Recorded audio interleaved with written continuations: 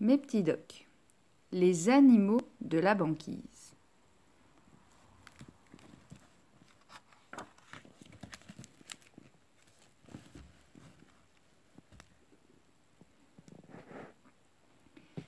Les hommes ne peuvent pas vivre au pôle sud.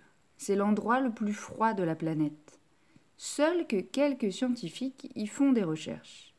Mais regarde, sur les côtes de ce désert glacé vivent des animaux.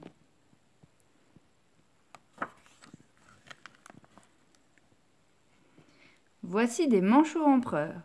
Ces oiseaux sont aussi grands que toi et ne peuvent pas voler. Au mois de mars, l'hiver débute en Antarctique. Les manchots rejoignent leur colonie en se dandinant sur la banquise. Les femelles pondront leurs œufs là où la glace est très solide.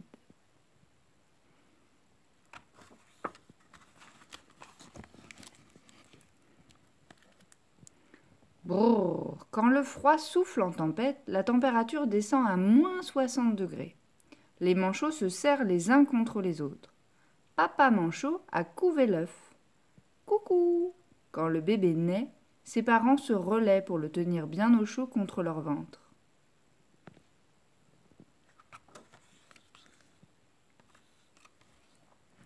Au début de l'été, les manchots repartent vers l'océan. Les bébés qui ont grandi plongent pour la première fois. Attention à l'orque et aux léopards de mer. Les éléphants de mer mâles soufflent dans leurs trompes et se battent. Le vainqueur fera un petit à plusieurs femelles. Oh, une baleine bleue. C'est le plus grand de tous les animaux. Elle est plus longue que 2 autobus. Chaque jour, elle mange plus de 1000 kilos de minuscules crevettes, le krill. Sous la glace, les phoques pêchent des poissons.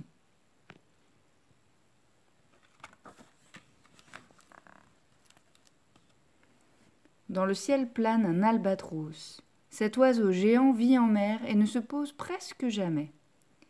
Tout blanc, le pétrel des neiges est bien caché sur la glace. En nageant, la baleine fait remonter des poissons à la surface. Les océanites se régalent.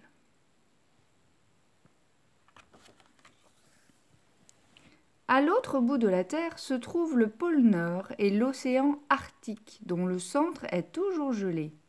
En hiver, il fait tout le temps nuit sur la banquise. L'ours polaire a senti de très loin l'odeur d'un phoque. Quand l'animal vient respirer par un trou, il l'assomme d'un coup de patte. Mais qui suit l'ours? C'est un renard polaire qui vole les restes de ses repas. Et quand il n'y a rien d'autre, il mange les crottes de l'ours blanc. En été, une partie de la banquise fond. L'ours polaire trouve moins de proies à croquer. Il essaye d'attraper par surprise un phoque réfugié sur un iceberg ou plonge à la recherche de poissons. Avec ses grosses pattes qui lui servent de rames, c'est un excellent nageur.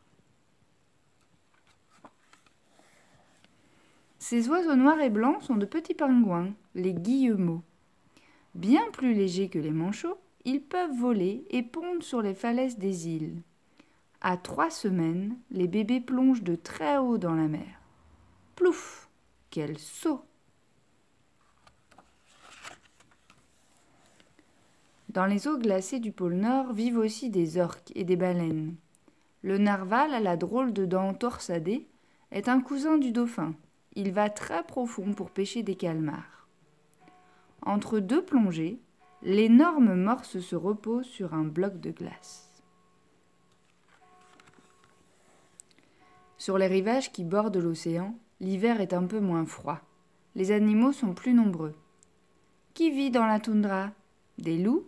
Des lièvres arctiques? Des chouettes arfans? Des bœufs musqués? Des perdrix des neiges? Tous ont une fourrure ou un plumage épais, et presque tous sont blancs, pour mieux se camoufler. À la belle saison, certains changent de couleur. Les vois-tu? Ici, le sol est toujours gelé, mais de petites plantes arrivent à pousser. Vite, Le lièvre, les lemmings et les rennes en profitent pour grignoter. En fondant, la neige a laissé place aux marais. Des milliards de moustiques naissent. Aïe, ça pique. Les rennes s'enfuient. Des oiseaux comme les cygnes et les bécassos arrivent d'Europe ou d'Afrique. Ils viennent se nourrir et se nicher. Mais dans 2 mois, ils quitteront l'Arctique. Ce sera déjà la fin de l'été.